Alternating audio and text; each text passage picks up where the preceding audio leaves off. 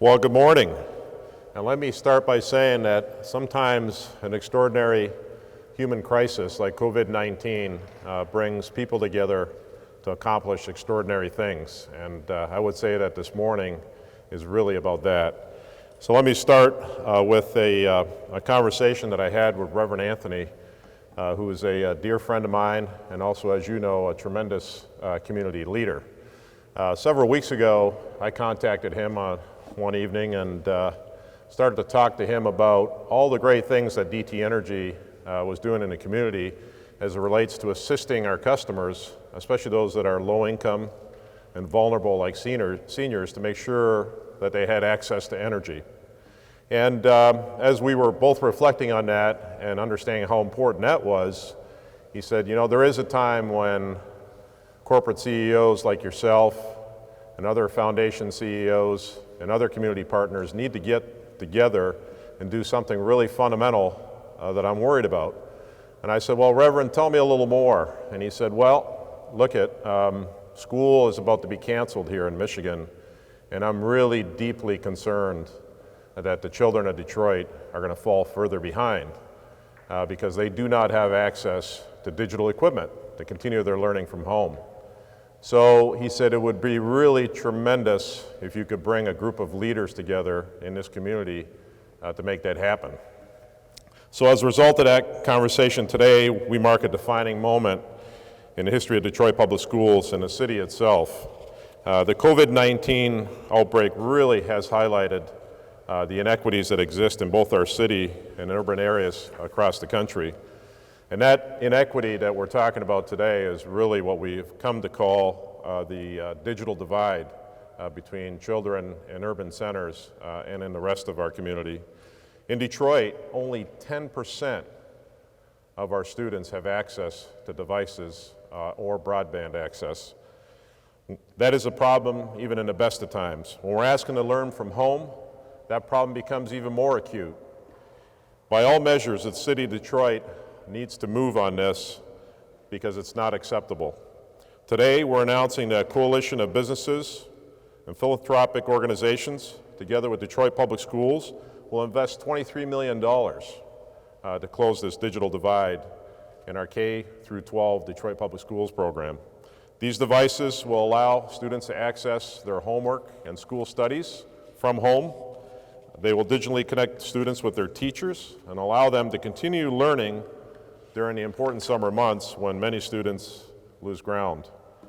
This access will not only help students, but it'll open up a world of opportunity to their families, from online job applications to workforce development. When Detroit's forced with a big issue, we respond with a big answer.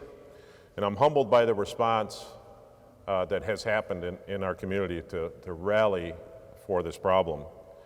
Thank you to all of our partners in this initiative who answered the call, and we came to them with the aspiration that all students deserve a level playing field when it comes to education.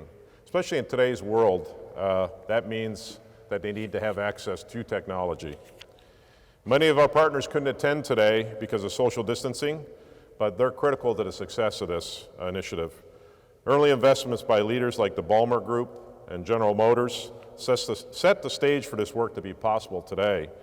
And of course, I would be remiss if I didn't thank the W.K. Kellogg Foundation for their commitment and for GM's, General Motors' continued ongoing support. Now I'll invite Dr. Nicolai Viddy, Detroit Public Schools Superintendent, to talk about how these devices will be deployed and how we'll make great progress with them. Thank you, Dr. Viddy. Thank you. Thank you, Jerry. Good morning, everyone. I'm Nicolai Viddy, Superintendent of Detroit Public Schools Community District. This is just an exciting morning time for our students. To be able to stand here and say that the business community and our nonprofit community immediately stepped up to fill a gap that has been ongoing in our community regarding the digital divide. As you know, the governor made the right decision to close schools and move to distance learning. As a school district, we created that distance learning plan rapidly. In fact, a lot of our materials are being used throughout Michigan and throughout the country. So our district certainly provided the resources that our teachers students and family needed in order to continue learning through the shutdown. The challenge, as Jerry indicated, is that only about 10 to 20% of our families have consistently been able to access a device and or internet access at home. So the materials that were created for online learning, pre-K to 12th grade, reading, math, science, social studies, including physical education and art, have not been accessible. So although we printed materials, we started to have a conversation of how can we allow students to not only to learn throughout this shutdown, but continue learning into the summer, the fall, and future years to narrow this digital divide that has been ever present in the Detroit landscape. The initial conversations was about providing laptops or tablets to maybe 1,000 students. And part of my conversation was we have to think about scale. We can't perpetuate the inequality that not only exists throughout the country and in the state, but even within our own city, within our own school district. We have to come up with a scaled solution. And I wouldn't be able to make this announcement today if it wasn't for the leadership of Reverend Anthony, who mobilized, rallied, called everyone to action, Jared Norcia from DTE, Bill Emerson from Quicken Loans, Tanya Allen from Skillman, and the mayor. Everyone played their own individual role to make phone calls, to advocate, to create a plan, not only a short-term but a long-term plan to make sure that this investment goes much, much beyond just providing students with learning over the shutdown. So starting in June, we should be in a place where we'll begin to distribute the tablets and provide internet access for 6 months. This will allow learning to happen over the shutdown, but it also allows us to think about summer school as far as course recovery, adding to face-to-face learning. Hopefully, we'll be back to school in the fall after Labor Day as planned. But if students or families are reluctant to come back, or employees are reluctant to come back, we can move forward with a blended learning model where perhaps some students are going face-to-face, others that are home. But beyond this crisis, what will begin to happen starting next school year is requiring mandatory online learning with iReady, which is a reading and math personalized learning platform, SAT prep on the weekdays, on the weekends. In other words, allowing learning to continue beyond the classroom. Nothing will ever replace a teacher. We know that. A teacher is a central component to learning, and that face-to-face instruction is essential. But online learning allows learning to be augmented, supplemented. And time lost over the summer, time lost on the weekends, time lost on snow days can be recovered through this online learning. The same online learning that happens in suburban America, but doesn't happen in consistency in Detroit. So I'm just excited that people stepped up with a sense of urgency and a sense of immediacy based on what our children have needed for a long time, but that divide was so clear with this shutdown, and now we're talking about equity. And if we're talking about equity, we're talking about equal opportunity. And if we're talking about equal opportunity, we're talking about children that now have resources and tools to show the world what our children are capable. I'm just excited for them so that they can have the same tools that other children have in other cities, so their potential, their giftedness, their intelligence, their hard work, their perseverance all shines. Thank you, everyone. At this point, Bill Emerson will join us. Thank you, Dr. Viddy. Good morning, everyone. My name is Bill Emerson. I'm the Vice Chairman of Quicken Loans.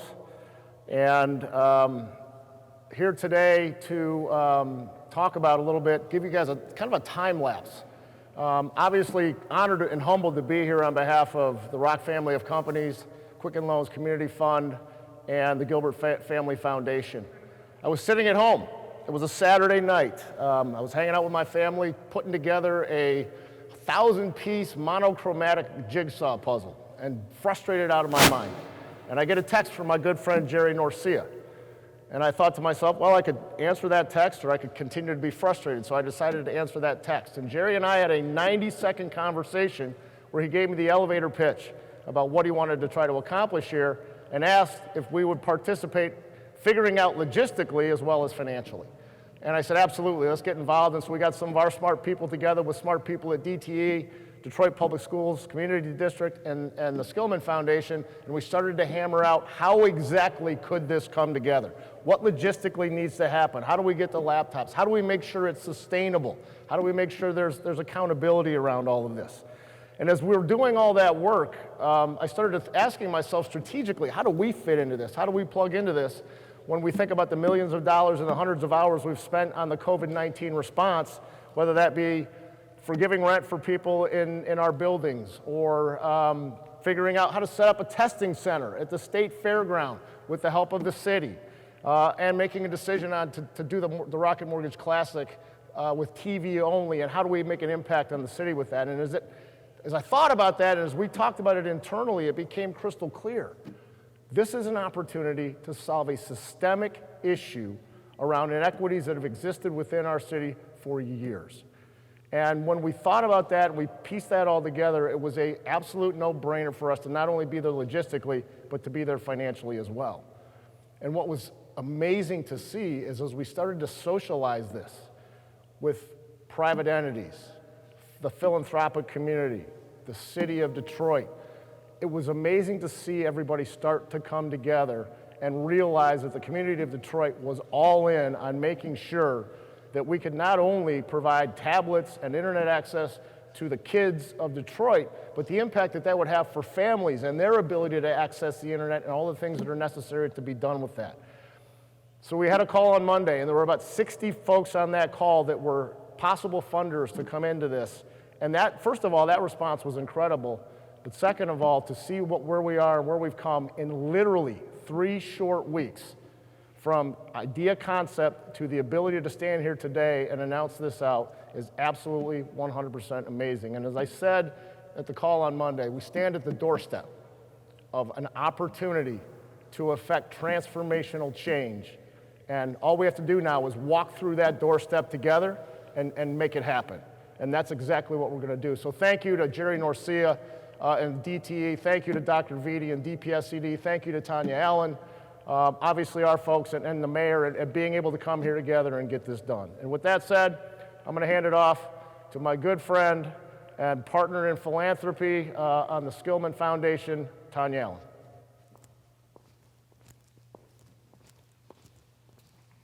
Thank you so much, Bill.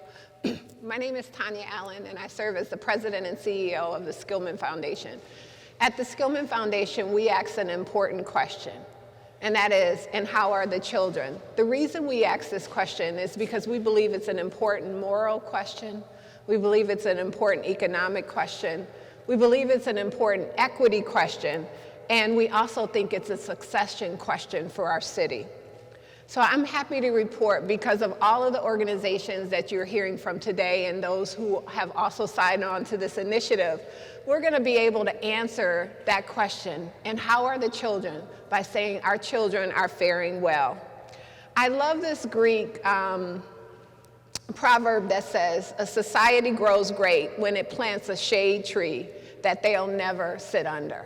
And that's exactly what we're doing today.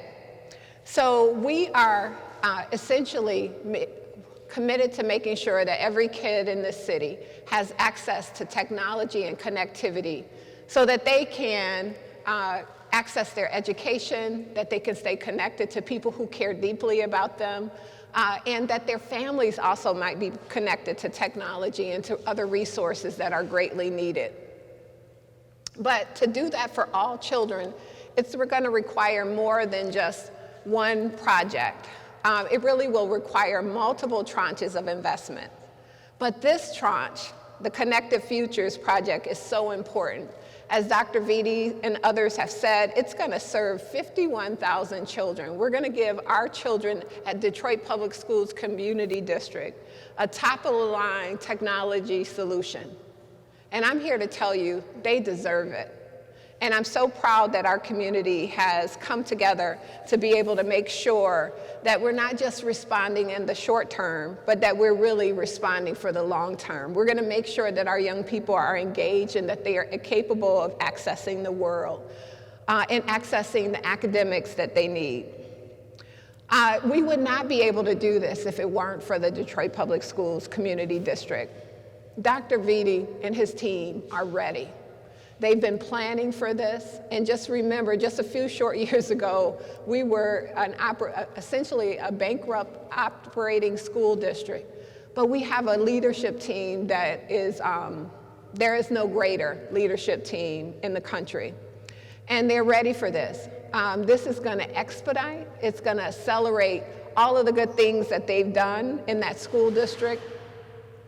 And so we're really grateful that it is really going to be integrated into the education system, and that they're going to create greater learning enrichment environment, greater learning, tutoring, access, family school connection, computer literacy. There might be some social emotional learning or therapy supports that'll be provided. But as you know, technology alone isn't going to solve this. It is about how we use technology as the platform that spurs and increases the pace of all of the things we know that children need.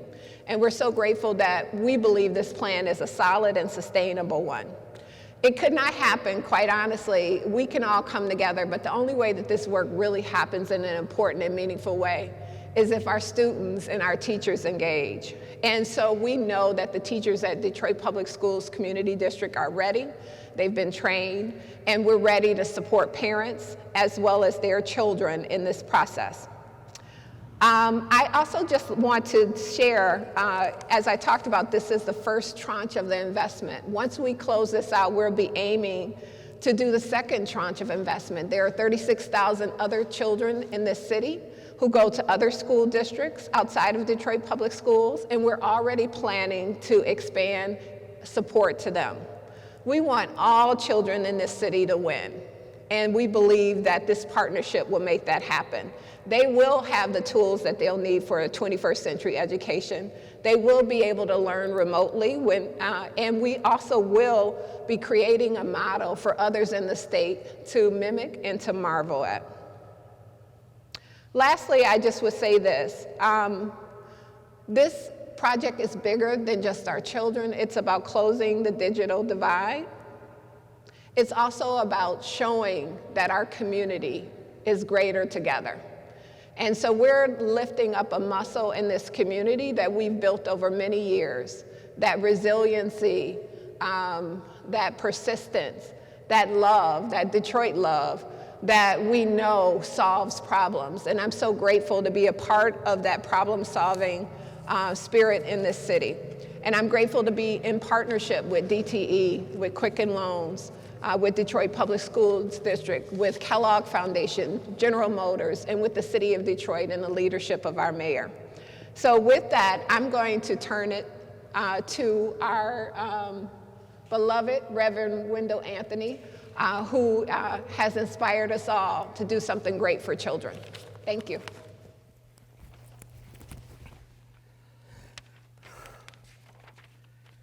Thank you, Tanya. Let me say good morning to everybody. And let me also say that I'm a hugger. This is hugging time. And one of the reasons that I miss church being in session, because we are a hugging, kissing, and embracing church. And we miss that. And everybody here deserves a hug for what they're doing. So consider this a collective hug for our children and for the school district. And let me say this, every now and then, one gets the opportunity to do something much bigger, which will last much longer than even they themselves. This is the historic moment. It is a Kairos moment, as we say in the community of faith, when God has placed a special opportunity to be blessed and to bless Detroit, to come together to create order out of chaos. It has been said that it is only during a storm that a tree knows how strong it is. Today we are discovering how strong we can be as a people when we come together as a village. It is hard to believe that what started off as an idea, a suggestion, a challenge even, has now evolved into this reality. This truly is the stuff of which dreams are made. 51,000 school children, Dr. Viddy, and their parents will have access to laptops and the internet. A few weeks ago, this was only a thought in the minds of a very few dedicated people. Now children all around this city regardless of economic station, whether they live in poverty, whether they're middle or upper, if you're in this city and if you're a part of the school system, social status or racial status, will become more knowledgeable, more prepared, and more confident in the future. Education and information will be brought live and in living color right into their homes.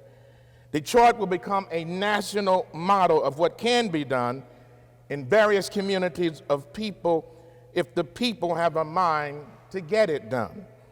It is appropriate and inspiring that the model begins in the city of Detroit, Mayor. We continue to be a city of firsts. First, from the auto industry to the music industry. Whether it is labor or religion, we take a backseat to no one in creativity and innovation. As a community advocate and a person of faith, I do believe in miracles. The ability to raise $23 million in such a short time to have an impact for such a long time is indeed miraculous coming out of this mayhem. This is one sure way of defeating COVID-19. The disease may have taken our bodies, but it can never take the spirit out of the city of Detroit. I want to thank every company, every business, every foundation, the mayor, because when I mentioned this to the mayor at a fundraiser a few weeks ago, I whispered in his ear about the fact that we needed to do something like that. He said, go for it. Let's get it done. I'll support it. Whoever you need me to call, I will be on the phone to call them. And he did. And each person that has made this initiative possible, I say to all the companies, firms, and foundations, like Skillman, like Kellogg, like all the others, like Quicken, like DTE, and I have to give credit where credit is due. I can't shake his hand, but I have to lift up and salute Jerry Norcia and DTE and Nancy Moody for the leadership that they have exemplified in this case. Last year, while we were in Israel, I have to tell this story. Jerry Norcia and I and the governor were visiting the Church of the Holy Sepulchre. It's the place where the body of Jesus Christ lay. And for some reason, the three of us found ourselves at that particular tomb praying. We didn't know why we had gotten there and why we were the ones to be in that situation. But as we came out, Jerry Norcia made the comment that, I don't know why we wound up in this situation, but I think it means we're going to do something big. That was last year. Today, Jerry Norcia, we're doing something big. It's called legacy. Today, Governor, we are doing something big. It's called legacy. The children of our city need this. It is historic because it has never been done before. If ever you wondered, companies, foundations, what you should do, just hook up to the Connected Futures and see all the good that you can do. May God bless all of the children, the Detroit Public School Community District system, the educators, the parents, the IT professionals, and other staff that will lead us into the future. The future is not tomorrow. The future is today. It's now my pleasure to introduce the mayor of the city of Detroit, Honorable Mike Duggan. Mr. Mayor.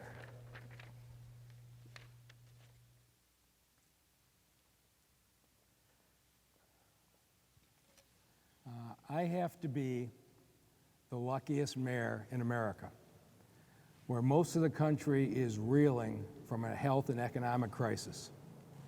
The religious and corporate and philanthropic community in Detroit is rallying together to address an inequity that's plagued our children for many years. And it's remarkable how far we've come. In early March, I was over one evening at the home of Iris Taylor, the president of the school board, and we were talking to Dr. Viddy, and the conversation was anguishing. The question was, do you shut down the Detroit public schools? And at the time, a number of school districts had already shut down. but they were Ann Arbor, Rochester, Grosse Pointe, Birmingham, West Bloomfield. And it really illustrated the inequities that face our children every day. These are outstanding school districts. Their online learning is so integrated into their everyday experience. They go home and do their homework on their laptops. They can email their teachers at night. They have all kinds of resources. They were ready to switch over because they were so advanced. But if the Detroit Public Schools closed, not only do many of our children not have laptops, many don't have broadband. And the teaching system wasn't set up. And this city was facing a choice between the immediate health of our residents and the future of our children. The governor took that choice out of our hands by shutting down the school statewide, which was clearly the right thing to do, but it put us in this terrible problem, and that the children of Detroit would fall behind faster in the time of school closing than many other children in the state. And Reverend Anthony had talked to me about this idea, and some things you just remember.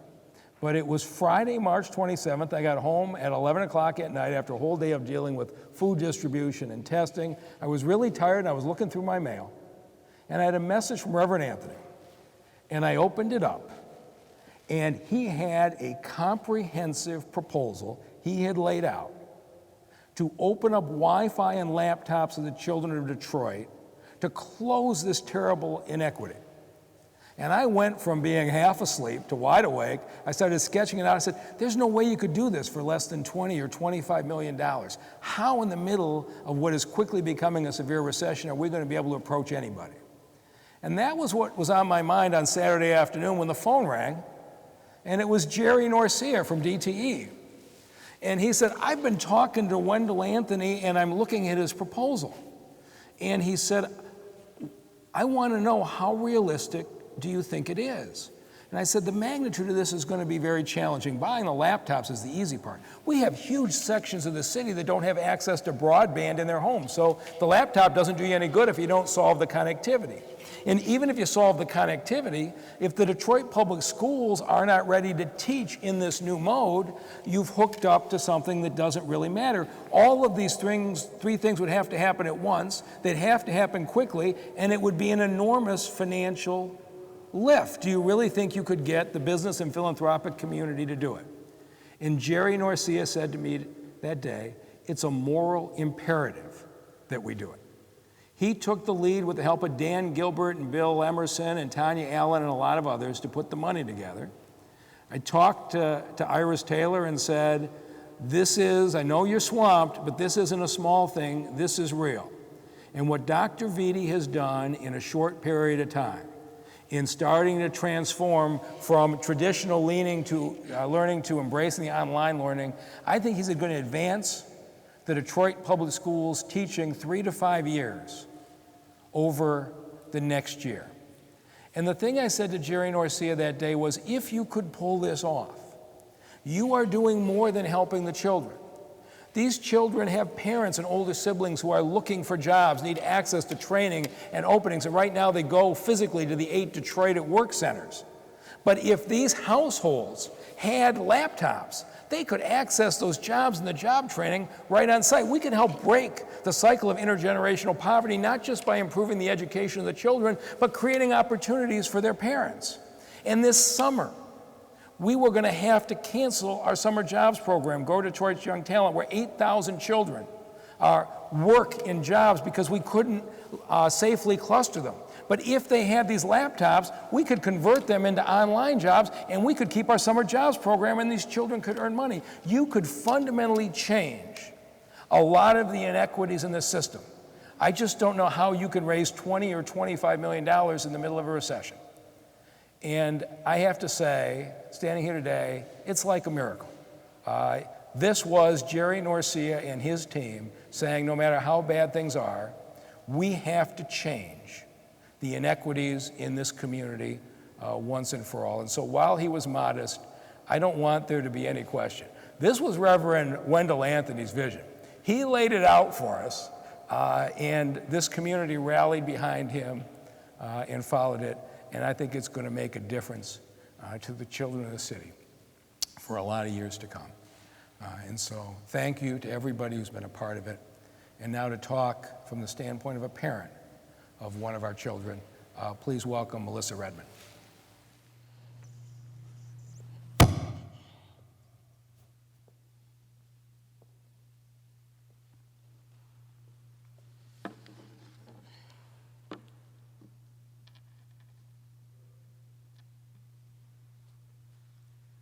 Good morning, everyone.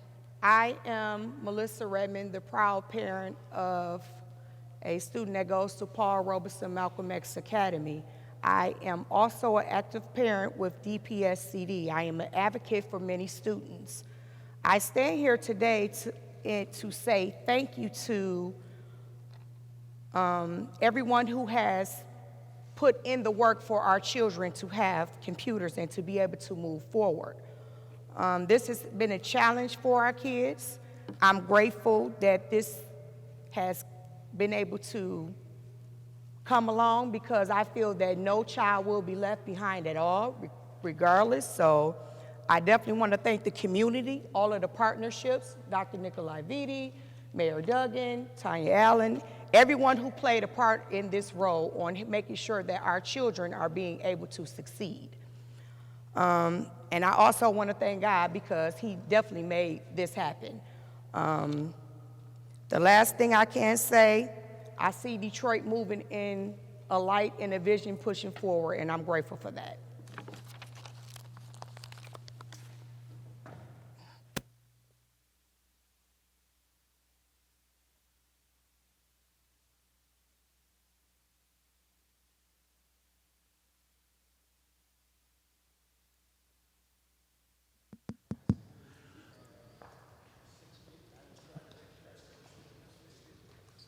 Okay, we're going to start to open it up to questions and answers in just a moment once our speakers get in position here.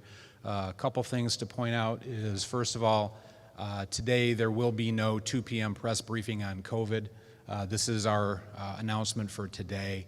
But after this Q&A session, for any reporters who have questions for the mayor about our COVID response here in Detroit, he will stay and answer any questions that you may have. And we can start with questions and answers now. Good morning, Ken Coleman from Michigan Advance. Reverend Anthony, walk me through the chronology. This started about a month ago, 3 weeks ago, with a call to you, from you to Jerry.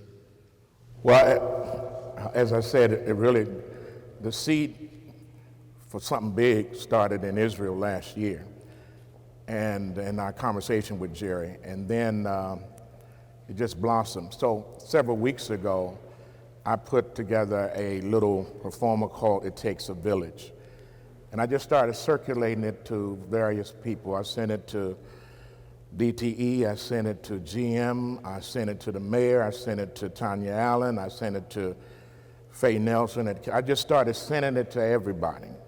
I sent it to Dan Gilbert, I sent it to Quicken Loans, I sent it to Matt. I just started sending it and see where it would connect. And obviously, it began to connect, and I followed up with some phone calls. I talked to Jerry, and I talked to Nancy Moody, and Jerry got the spirit, to use a church term. He got the spirit, and he began to move. I mean, the spirit makes you move. When you get the spirit, you can't stay still. You got to move. And he began to move, and I mentioned it to the mayor, and the mayor began. He caught the spirit too, and he began to move. And people started connecting. And you know, Tanya Allen always has the spirit, so she was always moving. And I sent it, I also sent it to Dr. Viddy. I talked to Dr. Viddy on the phone. We talked about it. He acknowledged that this is something that we needed to do. It was a vision that he had, because we need to do online learning and in-home, and what a better time. And so out of this chaos, out of this mayhem of COVID-19, comes something that's legacy for the children of this city. It's going to be here long after we're gone. It positions Detroit like it has never been positioned before. And it's not a competitive thing, or not a thing to see who gets credit for what. The children get the credit. The parents get the credit. The city gets the credit for being innovative and creative. and for touching the least of these. And so I just want to emphasize this. It's not about any one individual. This thing is bigger than all of us. It's for the children. And I just want to invite everybody who's listening, all the companies, all the foundations, everybody who said they want to be a part of this, to join, log in on this, connect to the future, because this is only the beginning. There's still some other things that folk can do. So I hope that kind of touches your question. Good afternoon, Larry Spruill of WDIV Local 4. This question is for Dr. Viddy. Viddy, two questions. How important is to have this program here for students in Detroit Public Schools, and how much would this cost for the families? Sure. So the $23 million, about $17 million will go to the tablet. This is an iView tablet that is going to be completely aligned and compatible with everything that we're doing in the education space. Reading online programs, math programs. We've invested in a new literacy program for students with special needs, for example. We've been using Khan Academy for SAT. We've developed a portal system for parents to access to see students' grades, daily attendance. We're going to move all of our forms on that portal. So all of that's going to be compatible to the tablet that we'll purchase. Another $6 million goes into the internet access strategy. You know, as many people have said today, quite a few of our parents have devices, whether it's an iPhone or an Android. The issue has been a data plan and a device that is compatible to learning. You may have an iPhone or an Android, but that's not necessarily the optimal device to learn on, to read, answer questions, etc. This initiative allows for 6 months of free internet access for families. After that 6 months, if parents are actively allowing their children to use the device at home, and there's a socioeconomic need, then the school district is going to fund the continuation of the internet access program. And then as new families come into DPSED, we're going to recycle our student laptops and give those to parents as new parents come in, or to replace damaged, lost, stolen devices. So that's the long-term plan. When we started this work 3 years ago, we were at 1 to 6 as far as student to device ratio. Going into this fall, we were going to be about 1 to 2. And the laptops are being used in the classroom, primarily from K to 8th grade in reading and math. Next year, this upcoming year, we are investing in laptops for high schoolers. So in the fall, students will be able to bring these devices to school. This allows us to reduce that student to ratio even more and begin to require learning to happen at home through the devices, whether that's on weekdays, weekends, summer. So this is how we're also going to narrow that digital divide, but student achievement divide. You know, people call it the achievement gap, I call it the opportunity gap, but this is a tool to narrow that gap. So I know we're talking a lot, and appropriately so, about the immediate crisis that our children are facing, but this has been an ongoing crisis as far as the digital divide, and this is going to allow us to narrow that divide and the student achievement gap faster, because we can do more learning outside of the classroom.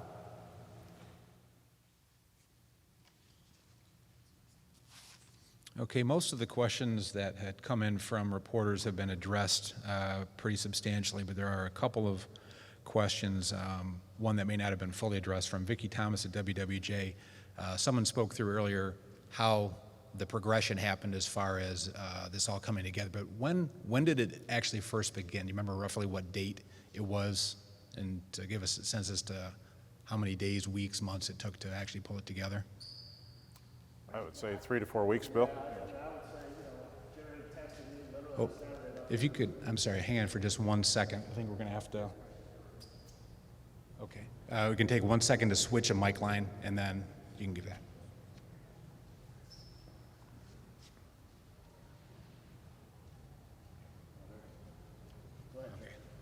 I would say it was 3 to 4 weeks ago that Reverend Anthony and I had our first conversation. And immediately after that, I called my great friend Bill Emerson and Tanya Allen at Skillman, and that's how really the conversation started. And it was hours, not days or weeks or months. I would say this is a project where typically it could take a year or two to pull off, to get everybody aligned and then to execute. Well, we're here in 3 or 4 weeks, and the order for the tablets is placed, and they'll be shipped shortly. Okay, and Vicki also wanted to know whether there were any thoughts about, do we wish that this could have happened, or did it need to take a pandemic to initiate a program like this? I don't know. Thank you, Vicki, for that question. But let me just say this. Out of chaos comes construction and creativity. And whether it was the coronavirus issue or some other issue, the reality is that this is the reality. And we're all blessed, and the children will be blessed. And so what we've done is seize the opportunity. There's an old expression that weeping may last for a night, but joy comes in the morning. So we've been weeping because of coronavirus illness and COVID-19. And now, on this morning, we have joy. That joy lies in the ability to provide this opportunity for thousands and thousands and thousands of children in the city of Detroit and their parents. And it's going to take us to another level. So, we are wise to be able to let COVID not take us down, but COVID has been a stumbling block that has really caused us to stand up. And so, come on, COVID. We're making you disappear. Because out of this, we won't be known for 2020 in Detroit, the COVID illness. We'll be known in 2020 Detroit for the time that we hooked up and gave our children a future. Thank you. A couple of questions for Dr. Viddy.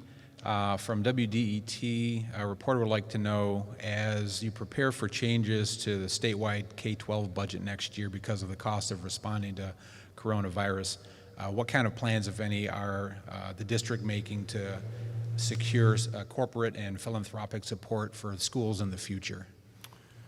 Yeah, it's a relevant question, and this was actually part of the conversation that why this investment was so important. We are likely to face a reduction in funding at the K-12 level throughout the country and in Michigan. I'm hoping the legislature will continue to prioritize education despite the loss of revenue. Every budget is about priorities, and we're hoping that the legislature, despite probably having to make difficult decisions, will continue to prioritize education to minimize the reduction.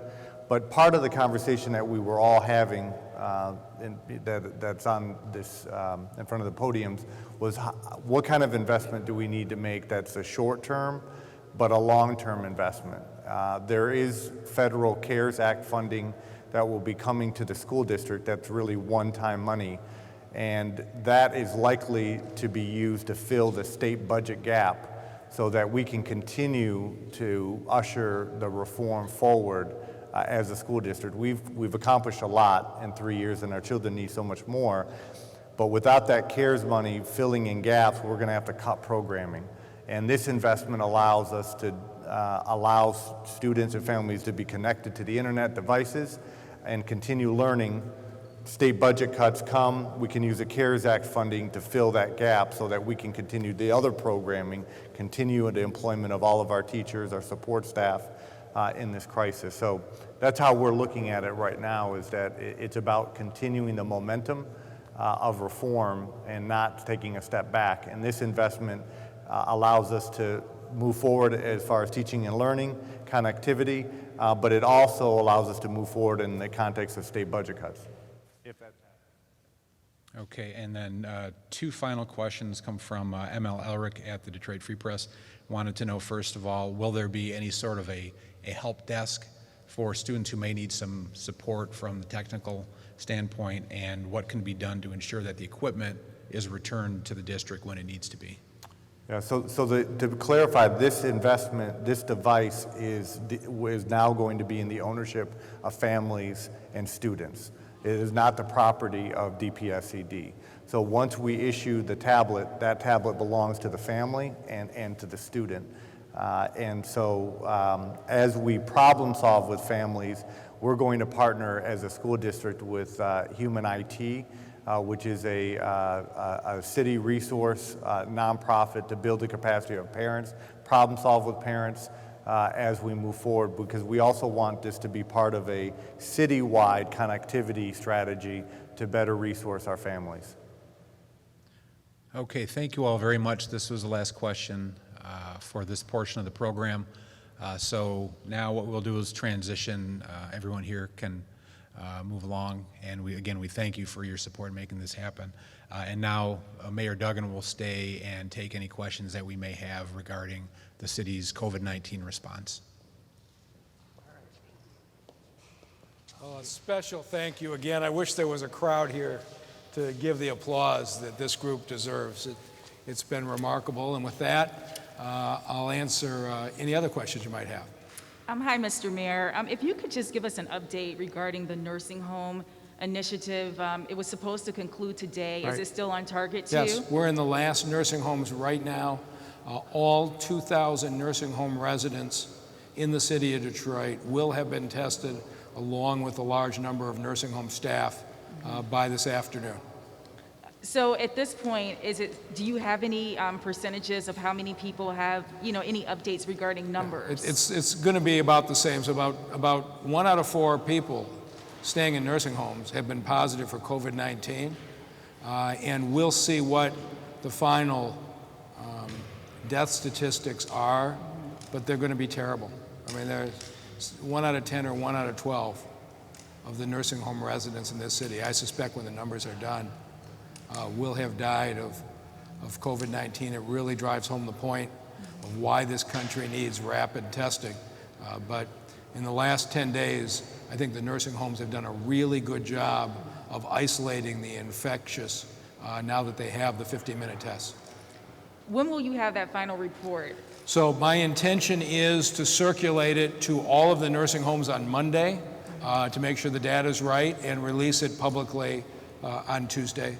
And our intention is to give you each individual one of the 26 nursing homes what have been the number of infected residents and what have been the number of deaths from each home. And so I want to make sure, I want to give the nursing homes a chance on Monday to correct any inaccurate data, and then we'll release it to everybody on Tuesday. Thank you. Mayor Duggan, Larry Spruill, WDW Local 4. Governor Whitmer hinted at possibly extending the stay-at-home ban. What's your thoughts about that, and is that applicable to the city of Detroit as well? I think the governor has done a good job every step of the way.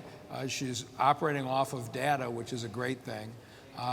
We are seeing a trend down in deaths since April 14th. We're going to release numbers today that are going to look like it's spiked, but it's this same thing. Dr. Khaldun is doing everything she can to clean up the data. But I saw today we reported a dozen deaths from March that are going to show up in today's numbers.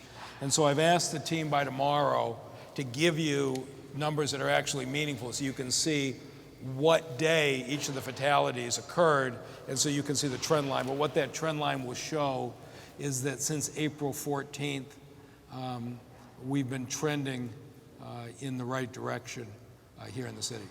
Are you concerned that the state and the city of Detroit could open back up too soon, or a second wave could be coming?